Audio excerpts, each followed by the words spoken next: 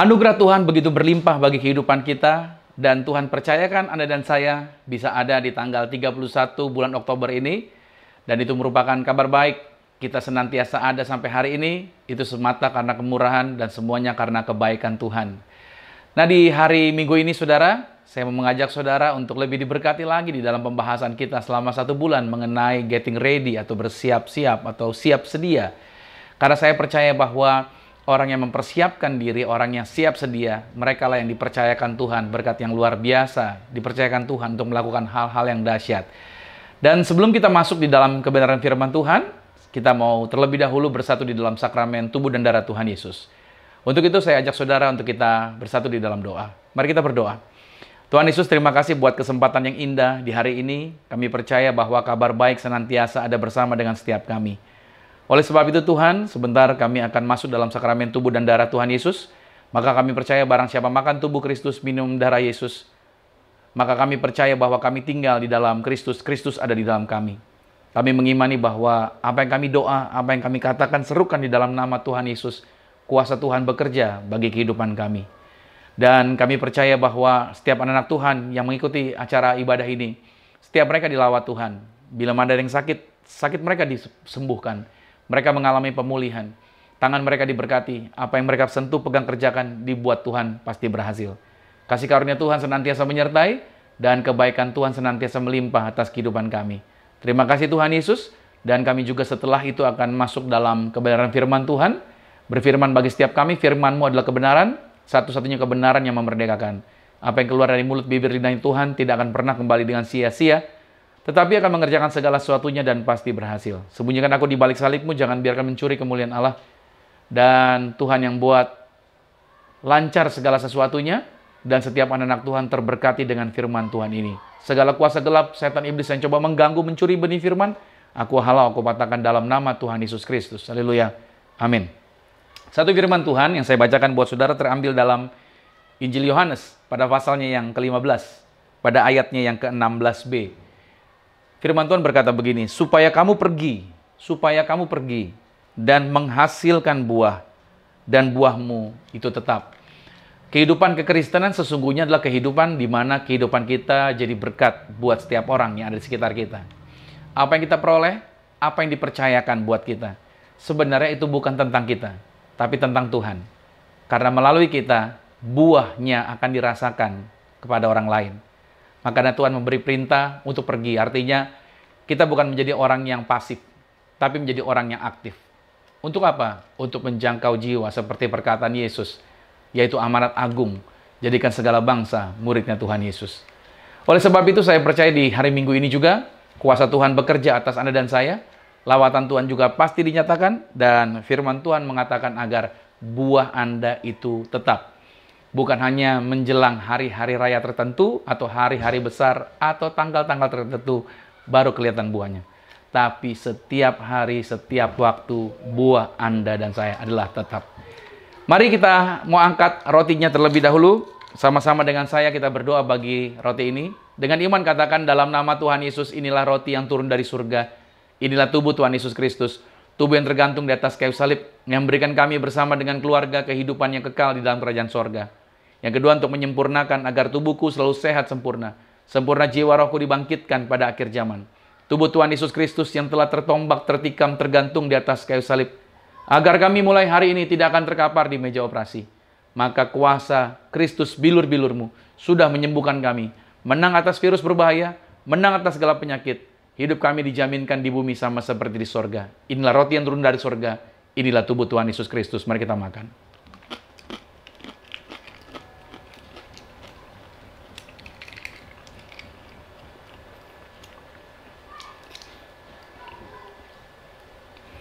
Mari kita angkat anggur ini bersama-sama dengan saya, katakan, dalam nama Tuhan Yesus, inilah darah Yesus Kristus, darah yang tercurah, darah yang tertumpah di atas kayu salib sebagai perjanjian yang baru dan yang kekal.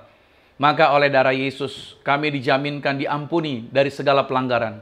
Kami mengucap syukur atas darah yang tercurah, atas darah yang tertumpah, menjaminkan kehidupan kami di bumi sama seperti surga. Maka oleh darah-Mu Tuhan, kasih karunia, berkat mujizat Tuhan senantiasa ada bersama dengan kami. Dalam nama Tuhan Yesus yang kami pegang, yang kami sentuh, yang kami kerjakan, yang kami usahakan, Tuhan pasti buat berhasil. Dalam nama Tuhan Yesus, inilah darah Yesus Kristus. Mari kita minum darah Tuhan Yesus Kristus.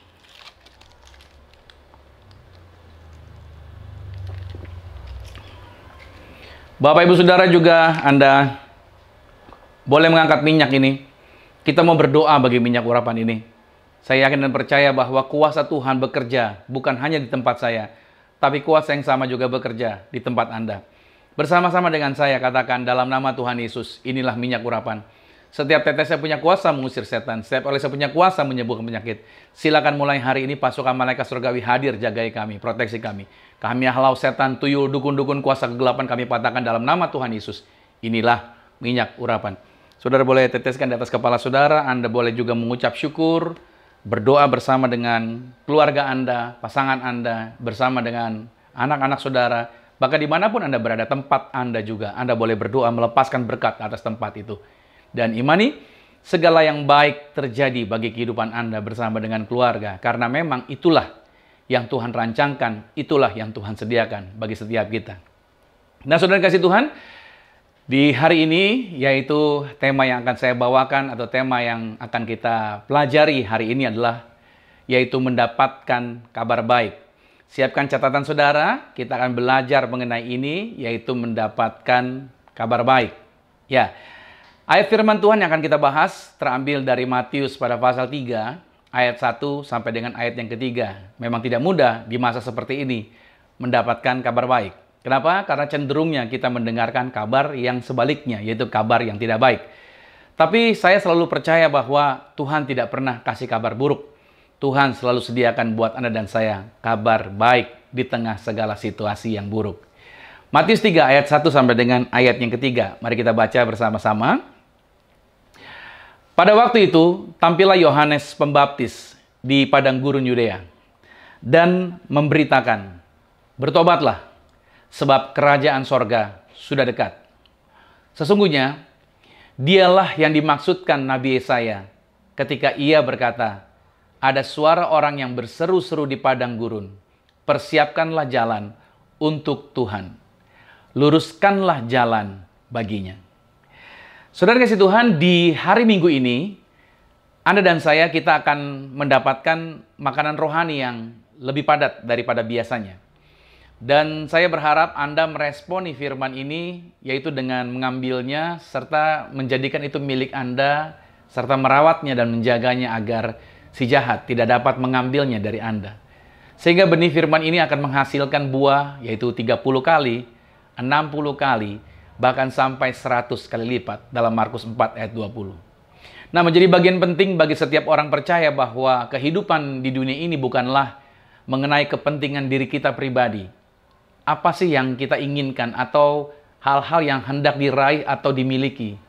Melainkan tercapainya suatu hubungan yang intim antara kita manusia dengan Tuhan, Sang Pencipta kehidupan, melalui segenap hati dan jiwa kita, bukan semata-mata melalui ritual ataupun dengan keindahan, pelantunan atau perumusan kata-kata doa, atau hal-hal yang sifatnya masih secara fisik kita lakukan, yang bukan dari buah hubungan spiritual kita sebenarnya dengan Tuhan.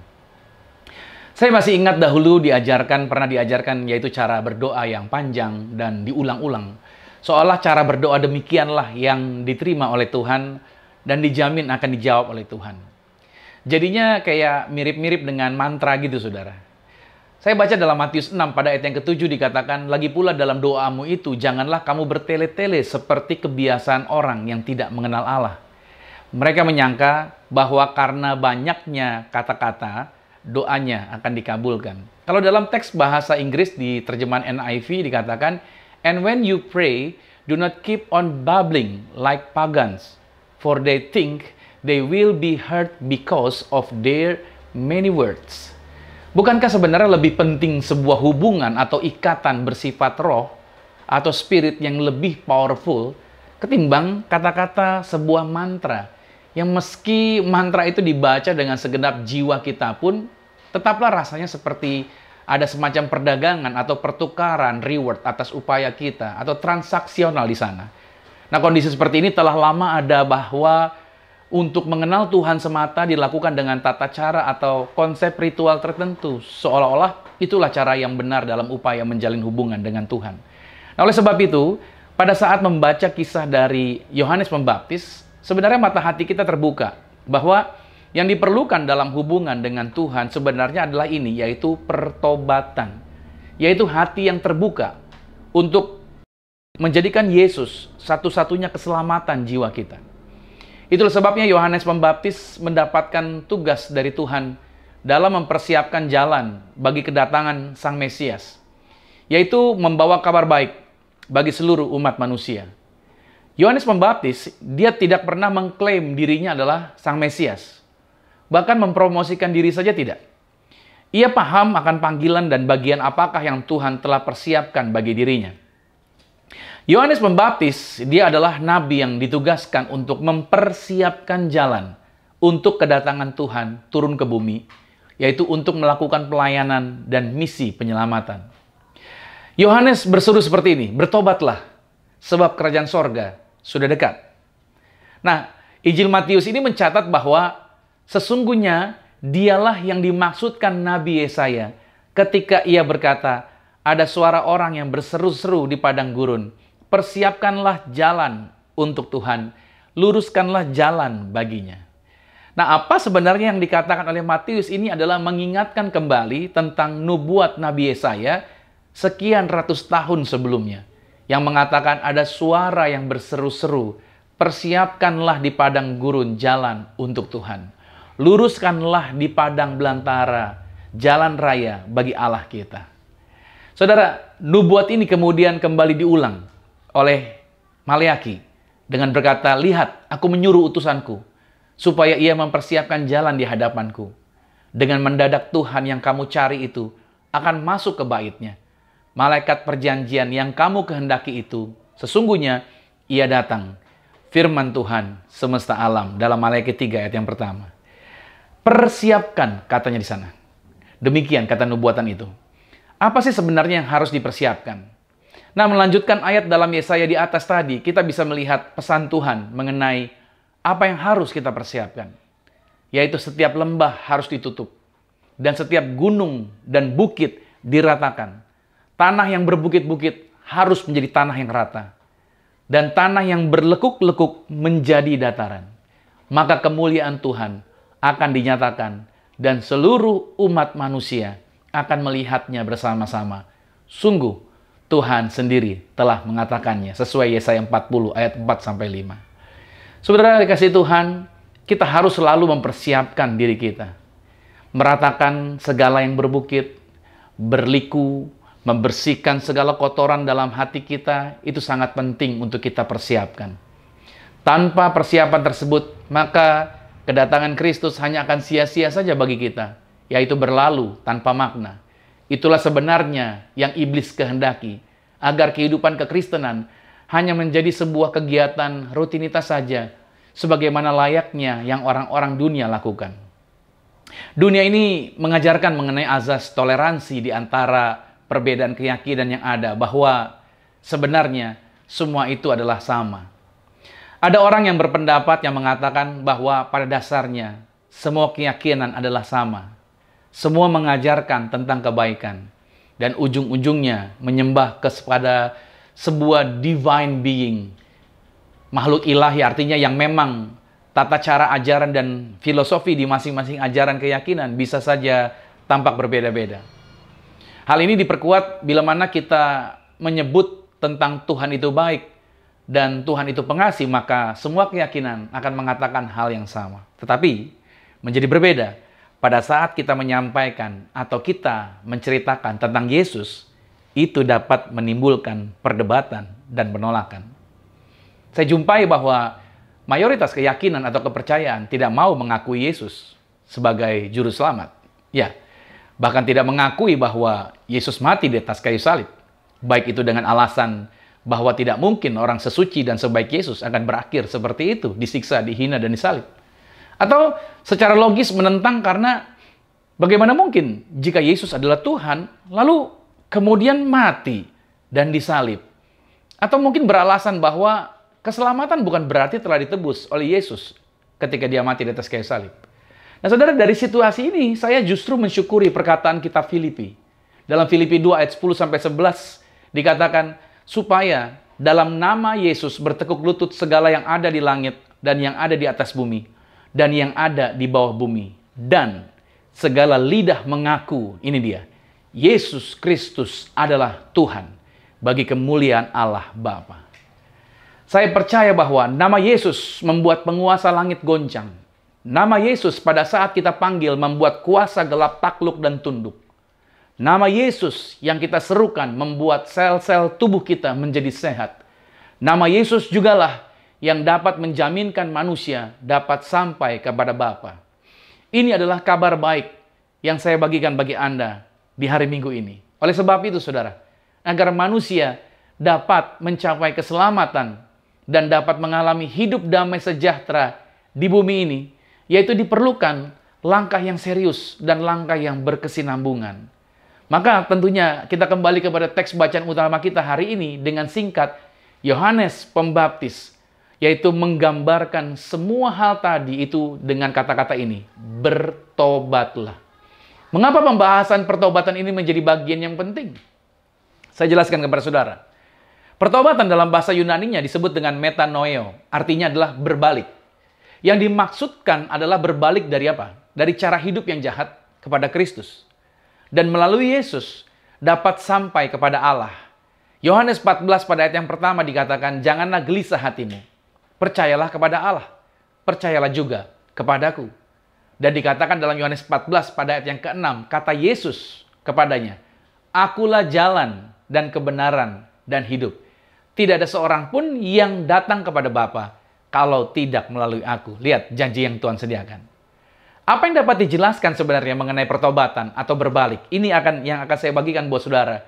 Apa yang dapat kita pelajari dari makna mengenai pertobatan atau makna tentang berbalik ini? Karena bertobat tadi sudah disebutkan, yaitu kita berbalik. Yaitu meninggalkan segala yang salah dan mulai berjalan di dalam kebenaran, melakukan yang sebaliknya. Saudara, ini menjadi bagian yang penting. Makanya Yohanes berseru, bertobatlah. Nah, pelajaran pertama yang dapat kita pelajari mengenai pertobatan. Yang pertama adalah pertobatan menjadikan Yesus sebagai Tuhan atas kehidupan kita. Ya, pertobatan itu menjadikan Yesus sebagai Tuhan atas kehidupan kita.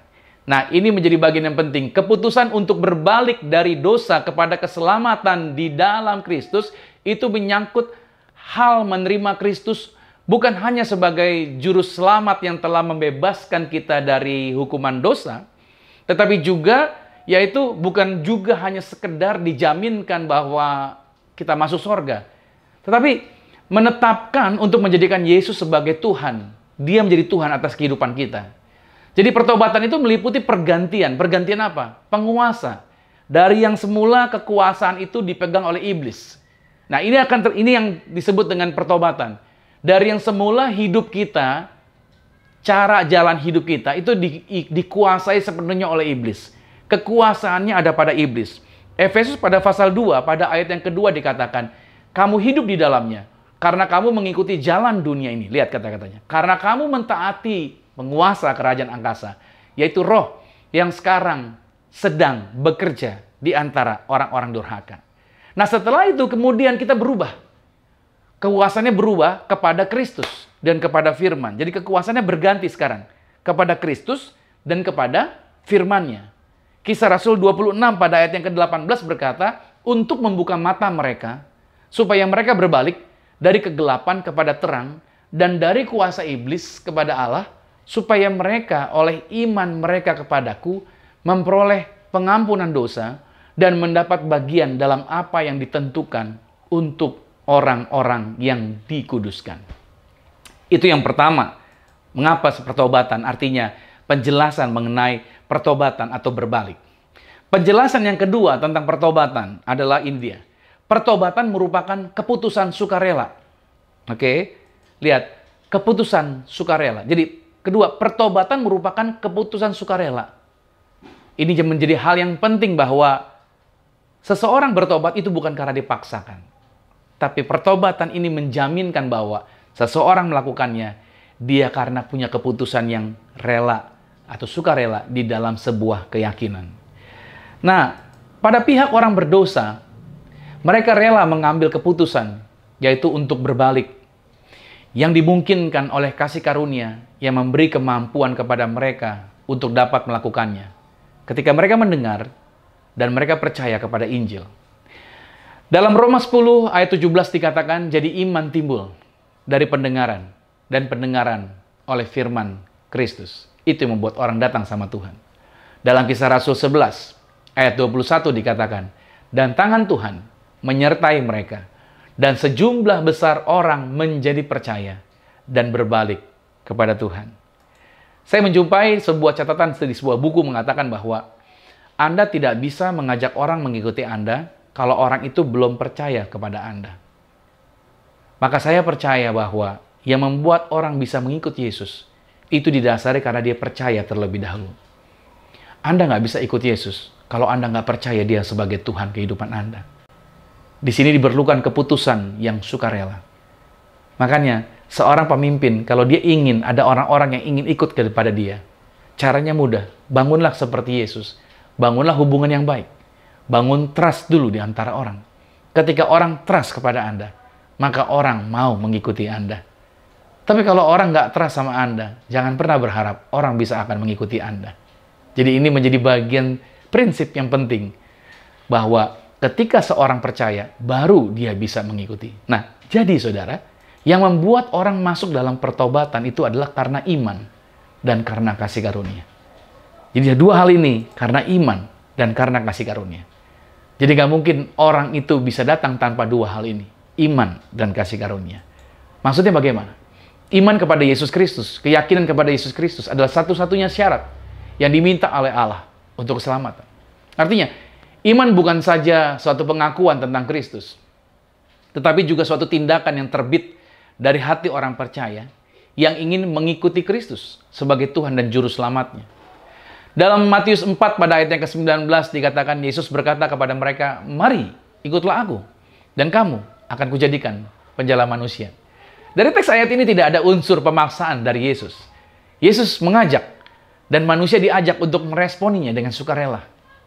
Iman kepada Kristus ini akan membawa kita ke dalam suatu hubungan baru dengan Allah, dan hubungan ini akan membebaskan kita dari murkanya Tuhan. Karena Roma 8 pada ayat yang pertama dikatakan, demikianlah sekarang tidak ada penghukuman bagi mereka yang ada di dalam Kristus Yesus. Nah, melalui hubungan yang baru ini, maka kita sekarang mati terhadap dosa. Dan ini yang terjadi, Roh Kudus sekarang tinggal di dalam kita.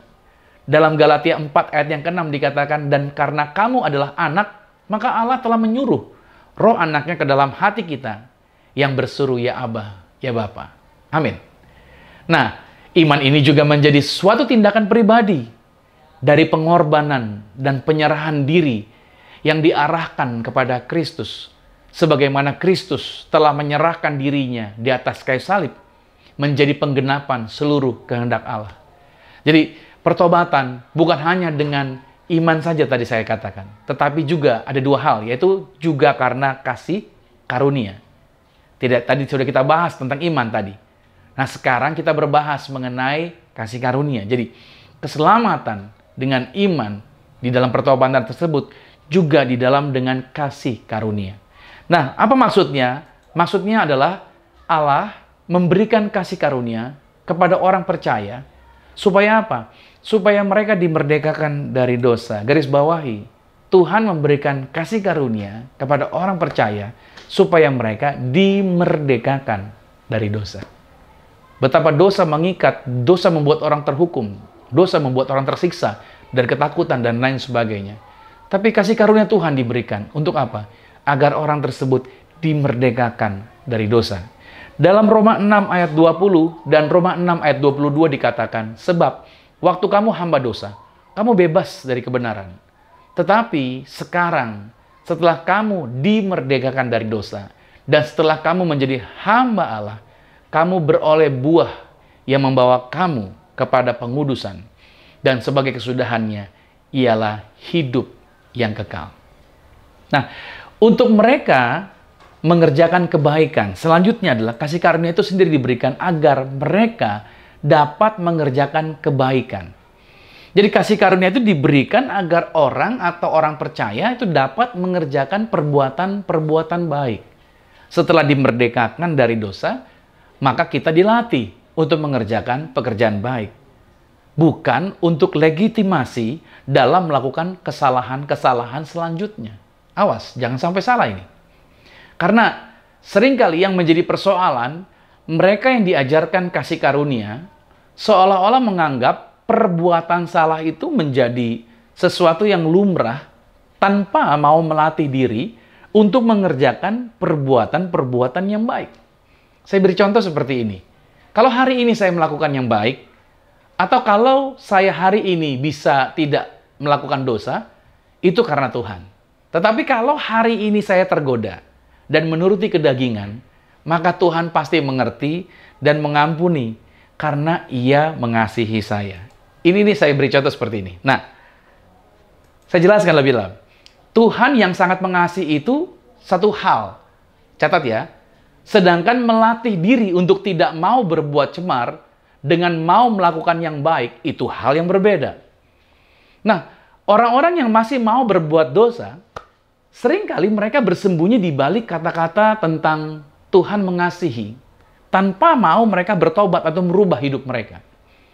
Ini sebenarnya jebakan dari si jahat. Tujuannya agar apa? Agar orang Kristen masih terus mau hidup dalam kecemaran.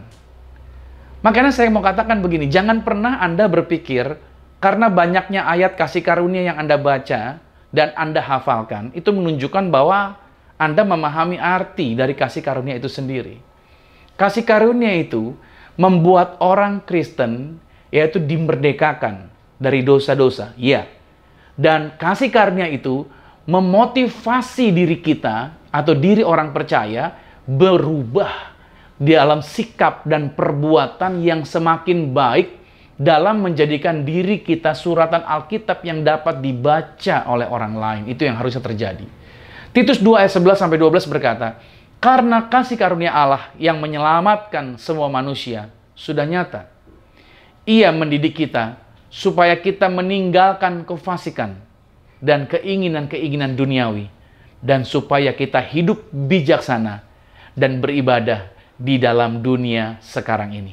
Lihat ayatnya.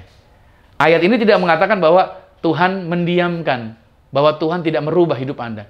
Ayat ini memberi petunjuk agar kita yang tadinya cenderung berbuat yang salah, begitu sekarang kita diampuni dari segala dosa, begitu kita sekarang menerima kasih karunia, harusnya kita melatih diri kita untuk hidupnya bijaksana. Hidupnya tidak lagi bergantung dengan keduniawian, tapi hidupnya menjadi garam dan terang, menjadi suratan Alkitab yang terbuka. Kalau seseorang percaya Yesus, tetapi sikap dan perkataannya kasar, lalu gemarnya menghakimi orang, pelit, dan moralnya berantakan, saya jadi bertanya-tanya nih, sebenarnya Yesus yang mana sih yang orang itu ikuti? Yesus yang mana yang dia percayai? Sebab setahu saya, Alkitab menceritakan Yesus yang berperilaku baik dan membawa teladan kebenaran. Kalau Anda mengatakan bahwa Anda hidup dalam kasih Tuhan, tapi hidup Anda cemar. Kalau Anda mengatakan bahwa Anda hidup dalam kasih karunia Tuhan, tapi hidup Anda dalam perkataan yang kotor dan hidup Anda berantakan. Kalau Anda hidup dalam kasih karunia Tuhan, tapi kehidupan Anda jadi batu sandungan buat orang lain, saya bertanya-tanya, apa yang Anda ketahui tentang kasih karunia kalau begitu? Tapi hidup Anda masih berantakan, hidup Anda masih cenderung berbuat yang salah. Kapan Anda melatih diri Anda untuk berubah? Saya tidak mengatakan perubahan itu seperti membalik telapak tangan, tapi sudah jadi contoh seperti apa hidup Anda? Sudah jadi gambaran seperti apa hidup Anda di mata orang? Maka karena itu saya katakan buat saudara, kehidupan kekristenan ini harus dilakukan. Bertobatlah. Karena pertobatan bukan di langkah di awal saja, tapi berkesinambungan terus-menerus. Haleluya. Ini menjadi bagian yang harus diingat oleh setiap anak-anak Tuhan. Amin. Nah, selanjutnya, bagian yang ketiga, mengenai pertobatan ini. Pertobatan ini merupakan pesan pokok para nabi. Ya, berita mengenai pertobatan adalah pesan pokok dari para nabi. Yeskiel 18 pada ayat 30 dikatakan begini. Oleh karena itu, aku akan menghukum kamu masing-masing menurut tindakannya. Hai kaum Israel, Demikianlah firman Tuhan Allah. Dikatakan begini, bertobatlah dan berpalinglah dari segala durhakamu, supaya itu jangan bagimu menjadi batu sandungan yang menjatuhkan kamu ke dalam kesalahan. Di dalam perjanjian baru juga dituliskan mengenai hal ini. Di dalam Lukas pada pasal 24, pada ayat yang ke-47. Dan lagi, dalam namanya, berita tentang pertobatan dan pengampunan dosa harus disampaikan kepada segala bangsa, mulai dari Yerusalem. Bapak Ibu Saudara yang dikasihi Tuhan, inilah alasannya bahwa pemberitaan pertobatan itu harus senantiasa mendampingi berita Injil dimanapun itu diberitakan. Injil adalah kabar baik. Dan di dalam kabar baik itu justru berita pertobatan dan berita pengampunan dosa itu menjadi inti daripada berita yang sesungguhnya. Lihat ya, itu intinya. Sedangkan hal-hal yang lainnya itu adalah sebenarnya sebagai efek samping atau akibat dari hidup dalam pertobatan dan menerima pengampunan dosa. Tetapi saya jumpai justru penjelasan yang masif dari kebanyakan pengajar Kristen bukanlah inti daripada Injil itu sendiri. Melainkan mereka berbicara lebih ditekankan kepada seberapa banyak nantinya harta yang akan diperoleh ketika percaya kepada Yesus. Karena Yesus Raja, kita akan kaya raya, kata-katanya begitu. Mereka lebih menekankan tentang perolehan harta. Mereka lebih menekankan tentang berapa banyak yang akan kita peroleh. Seberapa banyak benda-benda yang akan bersama-sama dengan kita. Mereka jadinya terarahnya ke arah tersebut, saudara. Lalu juga terarahnya tentang memiliki kesehatan yang prima pada saat percaya pada Yesus. Percaya pada Yesus menjadikan kita terkenal, menjadikan kita berhasil, dan lain sebagainya. Saya tidak bermaksud mengatakan bahwa hal-hal tadi adalah salah. Tidak, saya tidak mengatakan itu salah. Melainkan porsi daripada penyampaian kabar baik tersebut menjadi bias. Bila mana dibandingkan dengan intisari berita Injil itu sendiri, yaitu beritanya tentang pertobatan dan pengampunan dosa. Harusnya ini menjadi inti daripada apa yang harusnya disampaikan. Tetapi ini telah melesetkan sedemikian rupa oleh para pengajar. Nah, oleh sebab itu pada saat setiap selesai pelayanan, saudara, setiap saya selesai pelayanan baptisan atau baptisan selam, saya seringkali mendapatkan pertanyaan mengenai orang atau jiwa yang telah dibaptis tersebut. Ada orang yang bertanya, bagaimana Pak Pendeta, kalau mereka yang sudah dibaptis itu belum mau meninggalkan perilaku lama mereka? Apakah hal tersebut dapat membatalkan keselamatan yang baru saja dia terima? Ataukah Pak Pendeta, kalau dia nggak mau berubah, jawaban doa dari Tuhan apakah menjadi terhambat buat dia? Ataukah sikap dia itu akan membuat Tuhan marah? Dan hal-hal negatif lainnya yang akan terjadi. Seperti itu, saudara. Pertanyaan-pertanyaan ini datang kepada saya. Nah, saya coba menjelaskan kepada saudara juga hari ini dengan sederhana, agar tidak membingungkan dan dapat membantu setiap kita menjadi paham. Bahwa sebenarnya seperti ini. Intisari kekristenan itu bukanlah seberapa banyak peraturan Tuhan yang bisa kita lakukan atau mampu Anda laksanakan. Melainkan sebenarnya motivasi di balik itu semua. Bukan seberapa banyak tindakan Anda, tetapi motivasi di balik apa yang Anda perbuat. Yaitu harus tercapai dua hal ini. Yaitu mengasihi Tuhan dan mengasihi sesama manusia. Oke? Kemudian tujuan yang hendak dicapai dari setiap perbuatan adalah yaitu berguna tujuannya dan tujuannya adalah membangun. Dalam Matius pada pasal 22 ayat 37 sampai dengan 40 dikatakan begini. Jawab Yesus kepadanya, "Kasihilah Tuhan Allahmu dengan segenap hatimu dan dengan segenap jiwamu dan dengan segenap akal budimu. Itulah hukum yang terutama dan hukum yang pertama. Dan hukum yang kedua yang sama, yaitu yang sama dengan itu ialah," lihat kata-katanya, "kasihilah sesamamu manusia seperti engkau mengasihi dirimu sendiri. Pada kedua hukum inilah tergantung seluruh hukum Taurat dan kitab para nabi." Nah, Anda bisa melihat Dari teks ayat ini memberikan petunjuk buat kita. Seperti yang tadi saya katakan. Patokan dasarnya ini, bukan seberapa banyak yang Anda buat. Tapi apakah yang Anda buat itu mengasihi Tuhan? Apakah yang Anda lakukan itu mengasihi sesama? Kalau yang Anda buat mengasihi Tuhan dan mengasihi sesama, go ahead, lakukan. Saya tidak tahu apa yang akan Anda kerjakan. Saya tidak akan pernah mengatakan, nggak boleh A, nggak boleh B, nggak boleh C. Nggak. Tuhan nggak menetapkan berapa banyak peraturan yang bisa Anda buat. Tapi lakukan ini. Mengasihi Tuhan, mengasihi sesama. Lalu ketika Anda melakukan segala sesuatu, tanyakan ini. Seperti dalam 1 Korintus 10 ayat 23. Dikatakan bahwa segala sesuatu itu diperbolehkan. Benar. Tetapi, bukan segala sesuatu itu berguna. Segala sesuatu itu diperbolehkan. Benar. Tetapi,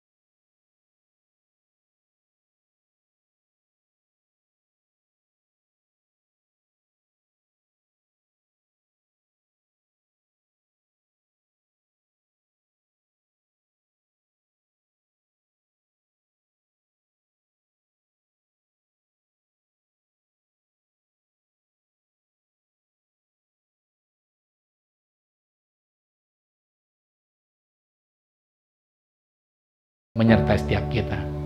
Tuhan Yesus Kristus memberkati. Amin.